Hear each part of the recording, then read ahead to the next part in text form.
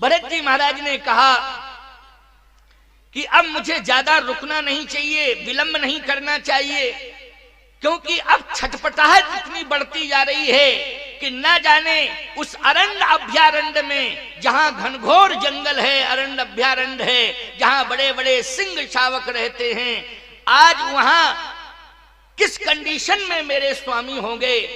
हे निषाद राज जी, अब ज्यादा रोकने की आवश्यकता नहीं है, लेकिन ये बताओ कि वो कहां मिलेंगे, मिलेंगे कहां। निषाद राज जी ने कहा कि उनकी खोज करनी पड़ेगी। निश्चित रूप से मुझे लगता है कि तीर्थराज प्रयाग में उनका दर्शन होगा, लेकिन तीर्थराज प्रयाग में भी भरत जी को राम जी का दर्शन नहीं हुआ। हुआ क्या? नहीं हुआ।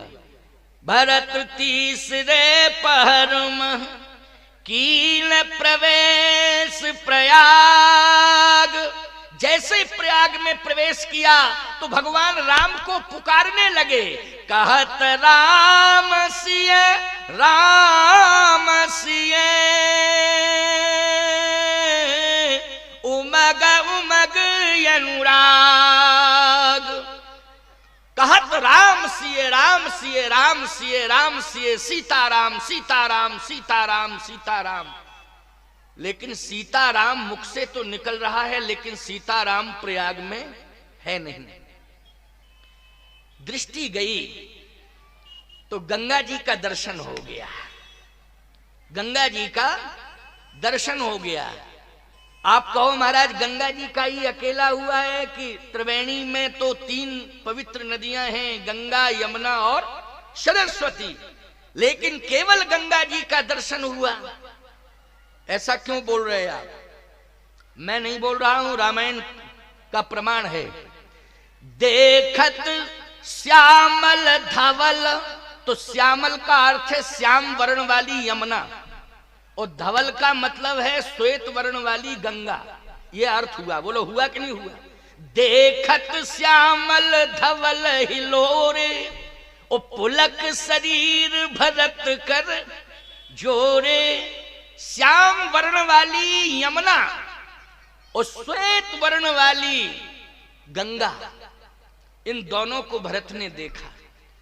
याद रखना, श्याम वर्ण वाली यमुना में प्रभु राम का दर्शन कर रहे हैं, और श्वेत वर्ण वाली गंगा में मां जानकी का दर्शन भरत कर रहे हैं। बस यही अनुभव हो रहा है कि श्याम वर्ण वाली यमुना, तुम रवि तनया हो, सूर्य पुत्री। बोलो सूर्य पुत्री है कि नहीं? भगवान ने किस वंश को स्वीकार किया? जल्दी बोलो। सूर्य वंश को स्वीकार किया कि नहीं? और सूर्य पुत्री कौन है? यमुना जी। एक बात और बताएं आपको, गंगा जी भगवान के पदनख से निकली हैं, भगवान के पदनख से गंगा निकली हैं।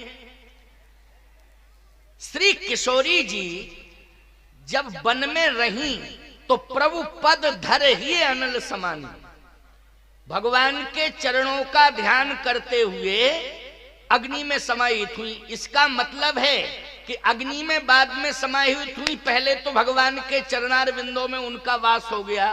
बोलो प्रभु राम के श्री चरणार बिंदों में प्रभु पद धर, भगवान के पादार बिंद में, भगवान के चरणार बिंद में श्री किशोरी जी का वास है। सीधी सी बात यह है, अग्नि की उष्णता शीतलता में परिणित हो गई सीता जी के लिए। क्यों? क्योंकि जैसे ही अग्नि में प्रवेश करने लगी, उसके पहले भगवान के चरणों का ध्यान किया, और ध्यान करते करते प्रभु के पादार बिंदों में समाहित हो गई। और जैसे पादार बिंदों में समाहित हुई प्यारे, तो भगवान अग्नि से प्रकट हुए थे, यज्ञ से प्रकट हुए थे ना, अग्नि से प्रकट हुए थे भगवान। लेकिन श्री किशोरी जी के लिए वो अग्नि की उष्णता शीतलता में बदल गई, क्योंकि भगवान के चरणों का ध्यान जैसे ही किया तो गंगा मां ने श्री किशोरी जी को शीतलता प्रदान कर दी। उस अग्नि में भी श्री किशोरी जी को शीतलता का अनुभव हुआ। किसमें? अग्नि में किशोरी जी को किसका अनुभव हुआ? शीतलता का अनुभव हुआ। अच्छा बोलो, ये सामर्थ्य परमात्मा में है कि नहीं? अग्नि में भी शीतलता का अनुभव हो। ये किसमें सामर्थ्य है? बोलो जल्दी। परमात्मा में सामर्थ्य है, ये ईश्वर में सामर्थ्य है। अघटित घटनापटी ऐसी जो असंभव को संभव कर दे, वही है परमात्मा। बोलो है कि नहीं? जो असंभव को संभव कर दे। अच्छा भाई, आजकल लोग संभव को असंभव तो करने लग जाते हैं, संभव में असंभव पैदा करने लग जाते हैं, लेकिन संभव असंभव में संभव को पैदा करना, असंभव में संभव की स्थिति परिस्थिति पैदा कर देना, ये मानव का धर्म नहीं है, ना मानव के अंदर ये क्षमता है। यद्यपि ये धर्म मानव स्वीकार कर ले तो मैं कहूंगा महामानव हो जाएगा। वो क्या हो जाएगा? महामानव। लेकिन ये मानव की प्रवृत्ति नहीं है कि वो असंभव में संभव पैदा कर दे, लेकिन ये परमात्मा की क्षमता है कि वो असंभव में संभव परिस्थिति पैदा कर देता है, और मानव तो संभव में असंभव की कंडीशन पैदा करने में जुट जाता है। यही उसकी बुद्धि का दौर्बल्य है, यही उसकी बुद्धि की कमजोरी, दौर्बल्य मानी कमजोरी है। तो भगवान ने जैसे ही देखा तो किशोरी जी को शीतलता मिल गई, भगवान के चरण की ये विशेषता। लेकिन भरत जी महाराज कहते हैं कि मैं जहां संगम होगा वहां नहीं देखूंगा। श्वेत वर्ण वाली गंगा का दर्शन तो कर रहा हूं, श्याम वर्ण वाली यमुना का दर्शन कर रहा हूं, लेकिन जहां संगम त्रिवेणी में सरस्वती का वास है उस ओर हमारा दृष्टिपात ही नहीं हो रहा है, ना मैं देखूंगा कभी। वहां के संतों ने कहा कि संगम में स्नान करना और संगम की महिमा बढ़ाना ये संतों का प्रमुख कार्य है। बोलो है कि नहीं? तीर्थराज प्रयाग आप जाएं और संगम में स्नान न करें तो बोलो तीर्थराज प्रयाग की यात्रा अधूरी मानी जाती है कि नहीं? लोग यही कहते हैं कि क्या फायदा हुआ तीर्थ में प्रयागराज जाने का, जब तुम त्रिवेणी संगम में स्नान नहीं किए, दर्शन नहीं किए, तो क्या फायदा। भरत जी से कहा कि आप संगम की ओर क्यों नहीं देख रहे हैं, त्रिवेणी जहां है वहां आप क्यों नहीं दृष्टिपात कर रहे हैं? भरत जी ने कहा इसलिए क्योंकि जहां पर त्रिवेणी है, संगम है, वहां सरस्वती का वास है। तो सरस्वती जहां है वहां आप देखना नहीं चाहते हैं। भरत जी ने कहा ये सारा कार्य जो हुआ है अयोध्या में, ये सरस्वती के कारण ही हुआ है। सरस्वती ने ही विघटन पैदा करा दिया। जो सरस्वती अयोध्या की अनुकूलता को नष्ट करने में लग गई हो, जो सरस्वती मंत्रा की मति भ्रमित कर गई हो और मंत्रा ने कैकेयी की मति भ्रमित कर दी है, ऐसी सरस्वती की ओर कभी जिंदगी में नहीं देख सकता हूं, भले ही मुझे सारा संसार अज्ञानी क्यों ना कहे। क्योंकि सरस्वती की कृपा से ही तो ज्ञान आता है। किसकी कृपा से आता? बोलो, सरस्वती की कृपा से। भरत जी ने कहा मैं जीवन भर अज्ञानी रहूंगा लेकिन सरस्वती की ओर देखूंगा नहीं। अब वहां जो संत थे उन्होंने कहा कि सरस्वती अगर ना आई होती प्रयाग में तो त्रिवेणी कहां से होता? बोलो भाई, त्रिवेणी और सरस्वती के कारण ही बोलो तीर्थराज प्रयाग, गंगा यमुना और सरस्वती संसार में, पूरे संसार में बोलो ये पुनीत, ये महानदियां, पवित्र नदियां, पुनीत नदियां हैं गंगा यमुना और सरस्वती।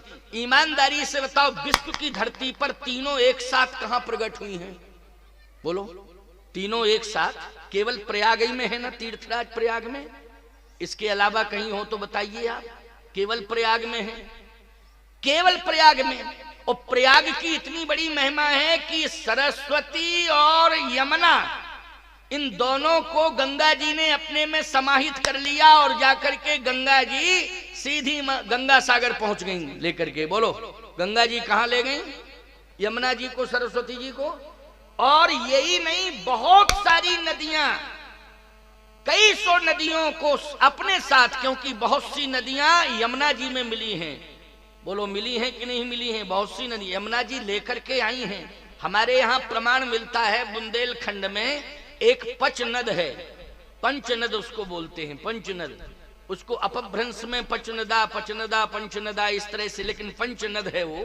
5 नदियां यमुना जी, जहां पर महर्षि वेद व्यास का जन्म हुआ है कालपी, उस कालपी के ऊपरी भाग में यमुना जी में 5 नदियां समाहित हो गई।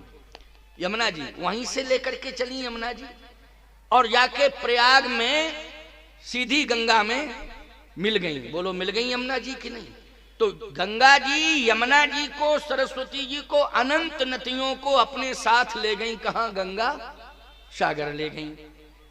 तो कहा ऐसी महत्वपूर्ण जगह, तीर्थों के राजा प्रयागराज हैं, आप जो है संगम में स्नान नहीं कर रहे हैं, संगम की ओर नहीं देख रहे हैं, इससे बड़ा दुर्भाग्य और क्या होगा। भरत जी ने कहा सावधान, मुझे भले ही संसार अज्ञानी क्यों ना कहे, मुझे इसके लिए घोर पातक क्यों ना लगे, मैं सब कुछ सहने को तैयार हूं, लेकिन जहां सरस्वती का वास है वहां दृष्टिपात नहीं करूंगा, नहीं करूंगा।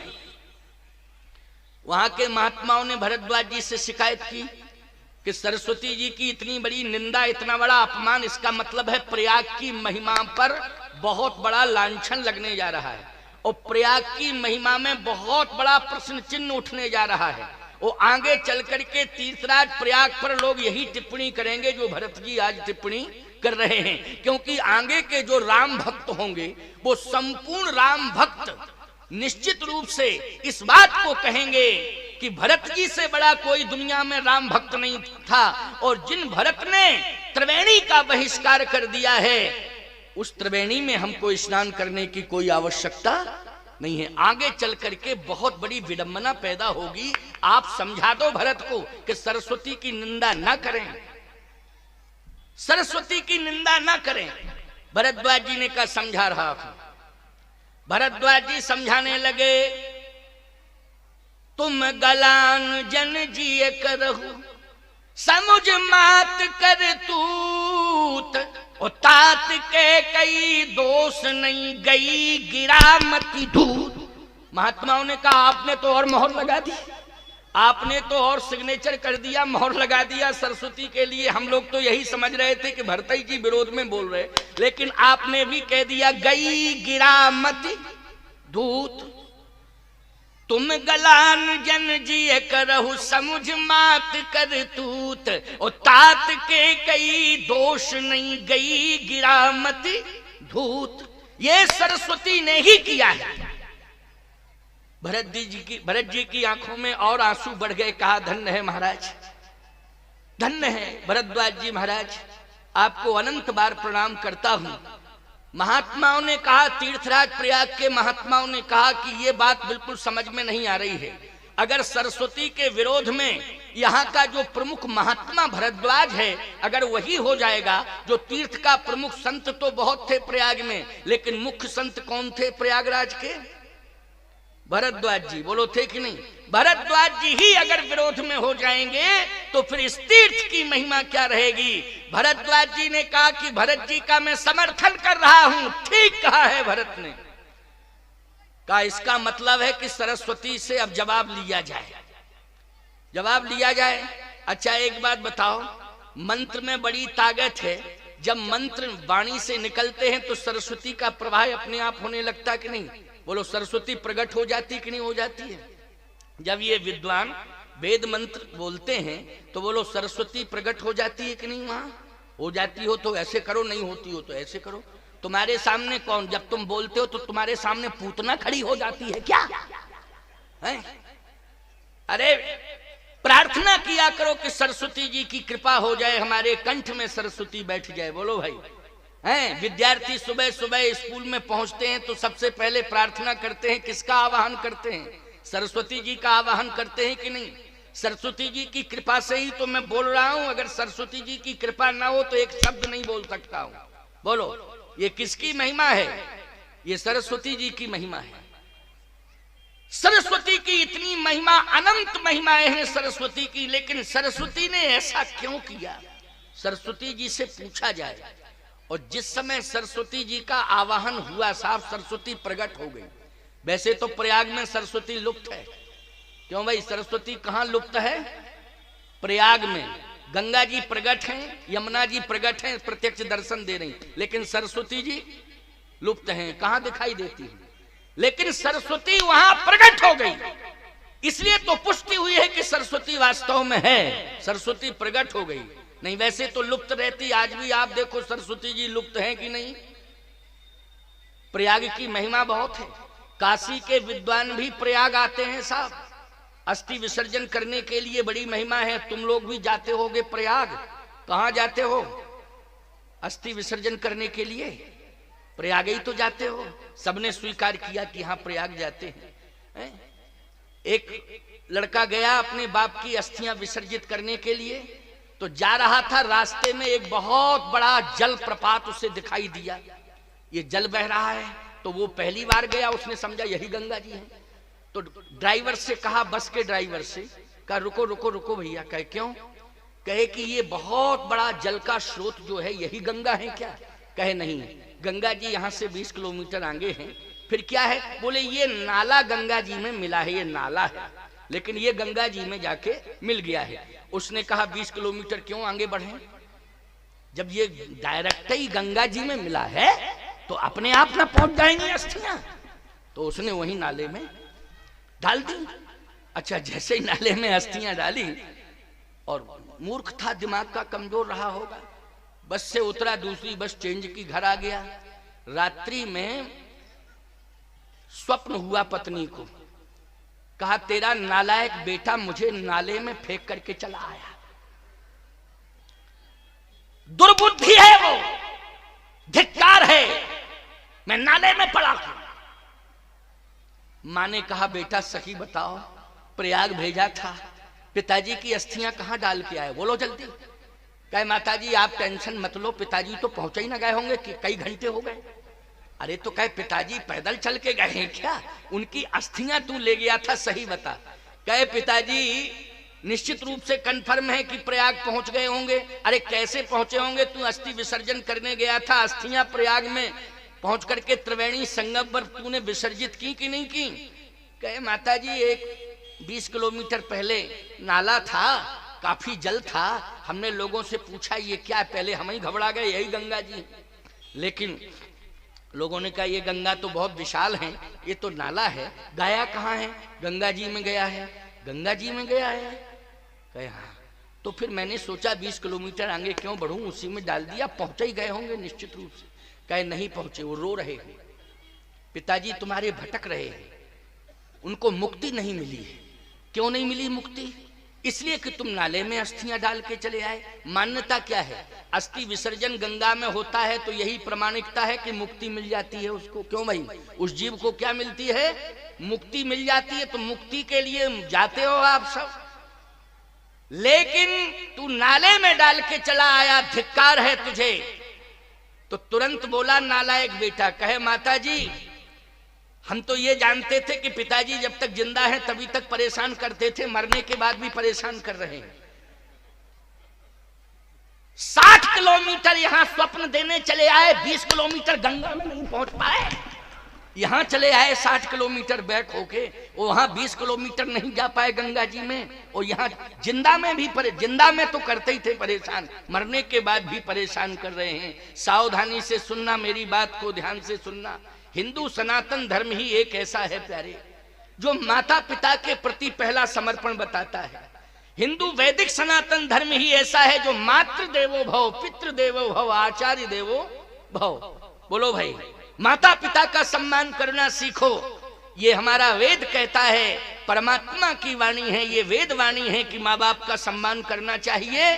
लेकिन आज बड़ी विडंबना है, बड़ी विडंबना है आज माँ बाप के प्रति किस प्रकार का भाव। सावधान, पितृपक्ष एक सनातन धर्म की मान्यता है। सनातन संस्कृति में 15 दिन तक पिता को, माता पिता को बोलो जल दिया जाता है कि नहीं? जल्दी बोलो, दिया जाता? तुम लोग देते हो कि नहीं? तर्पण करते हो कि नहीं करते हो? कौन सा महीना होता है वो, जल्दी बोलो? कुंवार का। हम भी जानते थे, लेकिन हम तो तुमसे पूछ रहे थे कि खाली है ही कर रहे हो कि तुम लोग जानते भी हो, लेकिन नहीं, हम तो जानते नहीं है कि कौन सा महीना होता है वो।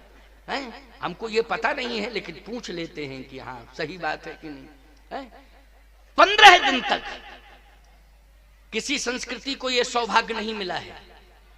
इसलिए मैं कहता हूं कि औरंगजेब ने अपने बाप को तड़पा तड़पा के मारा था, बिना पानी के पानी नहीं दिया था, और तड़प तड़प करके उसने प्राण छोड़े थे, बिना पानी के प्यासा मारा। हमारी बात सुन रहे होंगे लोग और कह भी रहे होंगे कि स्वामी जी इस्लाम का विरोध कर रहे हैं। मैं इस्लाम का विरोध नहीं कर रहा हूं। इस्लाम के अनुयायी पहले इतिहास पढ़ के देखें, जो इतिहास में लिखा है उसी का वर्णन मैं कर रहा हूं। मैं अपनी तरफ से कोई बात नहीं कह रहा हूं। बिना पानी के तड़पा तड़पा करके मारा था, प्यासा मर गया वो। जिंदा बाप को पानी नहीं दिया, बिना पानी के तड़पा तड़पा के मारा। जब मरने लगा तो क्या कहता है अल्लाह, एक वो सनातन धर्म है और एक इस्लाम धर्म है। इस्लाम में मेरा जन्म हुआ, मेरी संतान इस्लाम धर्म की अनुयायी है, इस्लाम की अनुयायी है, लेकिन इस धर्म में मुझे जिंदा में पानी पीने को नहीं मिल रहा है। बिना पानी के तड़पा तड़पा करके मेरी औलाद मुझे आज मार रही है। लेकिन मैं आज यही मांगता हूं कि अगला जन्म यदि मेरा हो तो सनातन धर्म में हो, क्योंकि जहां मरने के बाद भी पिता को पानी दिया जाता है। हर वर्ष पानी मरने के बाद 15 दिन दिया जाता है। बोलो ये कौन सा धर्म है? सनातन धर्म है सनातन धर्म की नहीं? इसलिए मैं कहता हूं भैया, सनातन धर्म के प्रति समर्पित हो जाओ और भगवान से यही प्रार्थना करो। एक ईसाईयत का प्रचार करने के लिए आए थे अपने भारत में, आपको मालूम है उनका क्या नाम था? आप कहोगे महाराज जी आप ही बता सकते हो। डॉक्टर फादर कामिल बुल्के।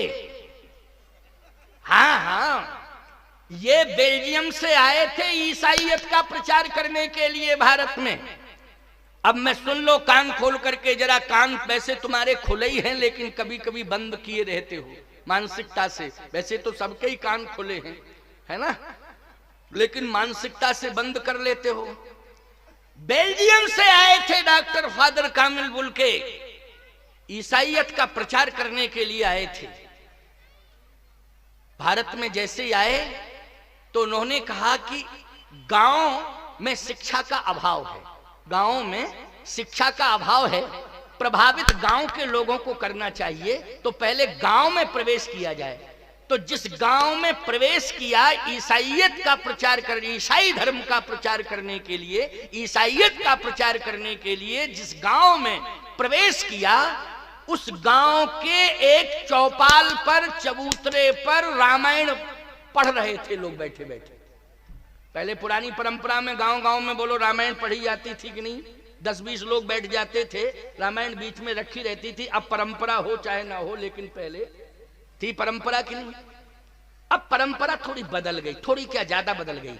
अब जिस गांव में घुसो उस चौपाल पर ताश खिलते हुए नजर आते हैं, ताश खिल रहे हैं। ताश खेलने के बाद लोग उदास जिंदगी लेके जाते हैं, बोलो जाते हैं कि नहीं? ताश के बाद जब आप घर जाते हो ताश खेलने के बाद तो जीवन उदास हो जाता है, और रामायण पढ़ने के बाद जीवन में उल्लास आ जाता है, प्रसन्नता आ जाती है। ये रामायण का प्रभाव है। तो जैसे ही डॉक्टर साहब ने प्रवेश किया, फादर कामिल बुल्के ने, तो गांव के चौपाल पर, चबूतरे पर लोग रामायण पढ़ रहे थे। वो दूर बैठ गए। इतनी श्रद्धा देखी गांव के लोगों में कि आंसू बहा रहे थे गांव के लोग। जिस समय रामचरितमानस की चौपाइयों का गायन हो रहा था और उस समय संयोग था कि ये चौपाई निकल पड़ी प्रसंग में, धन्य जन्म जगती तलतासु ओपितहि प्रमोद चरित सुन जासु। ये चौपाई उनके कान में पहुंची, अर्थ निकल गया कि धन्य है वो संतान जिसके कर्तृत्व और व्यक्तित्व से प्रभावित होकर माता पिता प्रसन्न होते हैं। धन्य है वो संतान, धन्य है वो संतान जिसके कर्तृत्व और व्यक्तित्व से माँ बाप प्रसन्न होते हैं। ईमानदारी से बताओ, बेटा आपका अच्छा काम करे तो प्रसन्नता होती है कि नहीं होती है? कोई भी माँ बाप ये नहीं चाहते हैं कि हमारे बेटे हमको 56 प्रकार के व्यंजन खिलाएं। बुढ़ापे में कोई व्यंजन पचता है? पहले ये बताओ, हैं? 56 प्रकार के व्यंजन कोई खाने के बुढ़ापे में पचता है? ईमानदारी से बताओ, बोलो, हैं? पहले 5 किलो रबड़ी पचा जाते थे लोग, लेकिन बुढ़ापा आ गया, बोले अब एक समोसा हजम नहीं कर पा रहे, बड़ी समस्या खड़ी हो रही है ना? लेकिन मैं एक ही बात कहना चाहता हूं, व्यंजन परोस करके माँ बाप को खिलाओगे उतनी प्रसन्नता नहीं होगी, लेकिन माँ बाप के सामने आचरण करके दिखाओगे तो अत्यधिक प्रसन्नता होगी माँ बाप को कि मेरा जीवन धन्य हो गया, कि मेरी संतान आचार विचार स्वीकार कर चुकी है। बोलो, आचार विचार स्वीकार कर चुकी है। आचार विचार से युक्त जीवन मेरी संतान का है, इससे बड़ी उपलब्धि और दूसरी कोई हो नहीं सकती है। तो धन्य है वो माँ बाप जो बेटे के कर्तृत्व से प्रसन्न होकर के आज अपने आप को धन्य धन्य कृतकृत मान रहे हैं और ये कह रहे हैं कि आज बेटे के कर्तृत्व और व्यक्तित्व को देख करके, इसकी करनी सदाचरण को देख करके आज मेरा जीवन इस धरती पर आना धन्य हो गया है। आज मेरा धरती पर आना धन्य हो गया है, मेरा जीवन धन्य हो गया है। आंखों में आंसू आ गए डॉक्टर फादर कामिल बुल्के के, और उन्होंने कहा इस रामायण को वर्णा नामर संघा नाम से लेके दह्यंत नो मानवा तक मैं पढ़ूंगा। बोलो भाई, डॉक्टर फादर कामिल बुल्के ने पूरी रामायण पढ़ी है? एक बुल्के रामायण भी है, बोलो है कि नहीं? रामायण स्वामी धर्म सम्राट यति चक्र धर्म सम्राट पूजपात स्वामी कृपात्री जी महाराज ने यद्यपि उनके विचारों का कहीं कहीं विचारों का समर्थन नहीं किया, खंडन किया है, क्योंकि अब वो ईसाई थे, उन्होंने अपने ढंग से भाव प्रस्तुत किए। क्यों भाई, वो तो अपने ढंग से न भाव प्रस्तुत किए, बस यही तो बात है। मैं एक बात हमेशा कहता हूं कि लोग कभी कभी भ्रमित हो जाते हैं। क्यों हो जाते हैं भ्रमित? क्योंकि प्रलोभन में आ जाते हैं, इसलिए वो भ्रमित हो जाते हैं और धर्म के प्रति भ्रमित होते हैं प्रलोभन में आकर के। और ये ईसाई जो है भारत में आकर के ग्रामीण अंचलों में जाते हैं तो धन का प्रलोभन पहले देते हैं। किसका प्रलोभन देते हैं? धन का प्रलोभन देते हैं, और धन के प्रलोभन में वो अपने धर्म से जोड़ते हैं, सनातन से दूर करते हैं। अच्छा, सबसे पहले जानते हो क्या कहते हैं? पादरी जो होता है वो क्या कहता है धर्मांतरण कराने के पहले? वो यही कहता है, ये बताओ तुम इस गांव में रह रहे हो जिसमें किसी प्रकार की सुविधा नहीं है, हम सारी सुविधा उपलब्ध कराएंगे, लेकिन अभी तक तुम गांव में कैसे रहे? तो गांव के सीधे साधे लोग कहते हैं भगवान के सहारे रहे। क्यों भैया, यही भाषा होती कि नहीं होती? किसके सहारे रहे? क्योंकि ये भी वो कहते हैं कि कोई विधायक ने यहाँ विकास नहीं कराया, किसी सांसद ने यहाँ विकास नहीं कराया, किसी प्रकार की कोई योजना नहीं आई यहाँ। किसके सहारे रहते रहे? सारी सुविधाएं हम उपलब्ध कराएंगे, क्योंकि विदेशों से पैसा आता है ना, अरबों रुपया आता है इसके लिए। तुम लोग जानो ना जानो ये तुम्हारा विषय है, लेकिन आता है, इसीलिए आता है। हम विकास कराएंगे, सारी सुविधाएं उपलब्ध कराएंगे, लेकिन ये बताओ किसके सहारे तुम रहे? कहे भगवान के सहारे। बोले भगवान कहाँ है बताओ? फालतू की बात करते हो। कौन भगवान? कैसा भगवान? कहाँ है भगवान? बताओ कहाँ है भगवान? तो एक गांव का व्यक्ति खड़ा होके बोला, बोले भगवान हमारे घर में है। अच्छा लाओ जरा घर में कहाँ है भगवान। तो गया, अंदर एक छोटा सा उसने अलमारी बनवा रखा था, उसमें लड्डू गोपाल, क्यों होते हैं ना घरों में लड्डू गोपाल छोटे छोटे, सबके घरों में होते हैं। पहले ये बताओ। हाँ हाँ, कह तो ऐसे रहे हो लेकिन जिनके घरों में नहीं है वो अपने घर में जरूर रखें, भगवान की पूजा किया करें, छोटा स्वरूप रखने में कोई दिक्कत नहीं है। तो लड्डू गोपाल रखे थे, ले आया, कहा ये है हमारे भगवान। ओ हो, ये भगवान है, क्या करते हैं ये तुम्हारे भगवान? तो उसने कहा ये डूबने से बचाएंगे, जब हम लोग भव सागर में डूबेंगे तो यही भगवान इनकी सेवा इसलिए कर रहे हैं कि जब हम डूबने लगेंगे तो ये हमें बचाएंगे।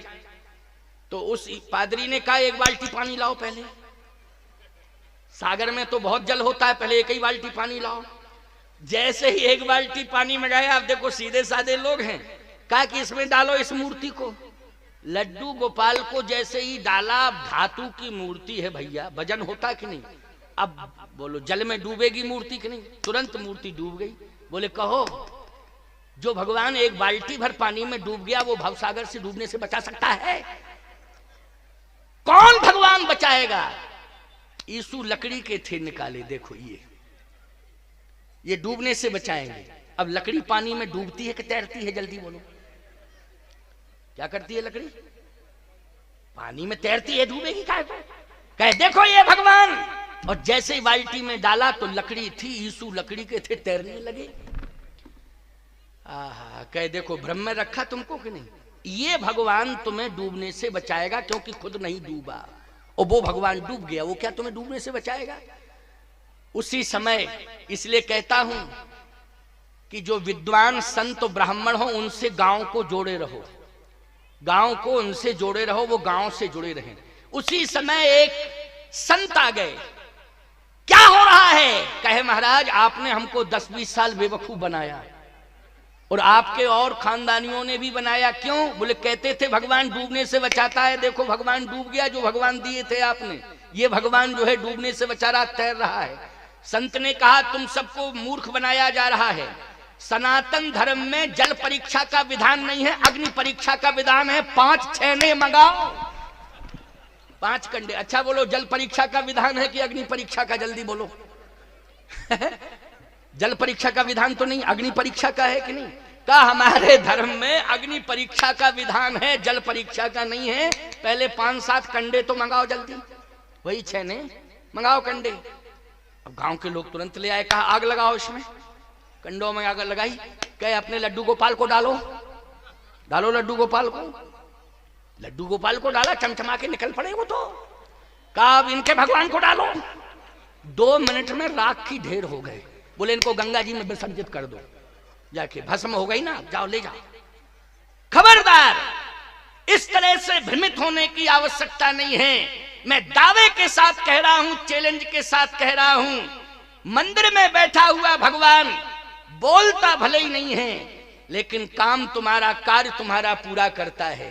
क्यों करता है? आप कहोगे महाराज वो पत्थर में क्या ऐसी ताकत होती है? मैं एक बात कहता हूं, जब कागज के टुकड़े में ताकत होती है, बोलो कितनी बड़ी ताकत होती है कि कागज के टुकड़े फेंको, सरकार बदल दो। कागज के टुकड़े का मतलब समझ रहे हो? नोट। बोलो ये नोट कागज के टुकड़े हैं कि नहीं? तो कागज के टुकड़ों में ताकत होती है कि अगर एक कागज के टुकड़े पर लिख दिया मैं धारक को 500 रुपया अदा करने का वचन देता हूं मल्होत्रा गवर्नर, अगर इतना हस्ताक्षर बोलो कर दिया तो ईमानदारी से बताओ कागज का छोटा सा टुकड़ा 500 रुपए बन जाता है कि नहीं? किसके किसके द्वारा बनता है?